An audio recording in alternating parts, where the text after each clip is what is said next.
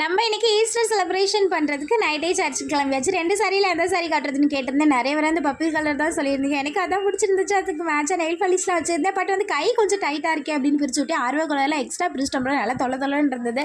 செல்வா வந்து வேணாண்டி அந்த சாரி அப்படின்னு சொல்லிட்டா. சரி இன்னைக்கு இந்த சாரி தான் கட்டணும்னு இருந்திருக்கு போல், அதனால் நம்ம இதே வேர் பண்ணியாச்சு. நிறைய பேர் சொல்லியிருந்தீங்க அந்த சாரிக்கு.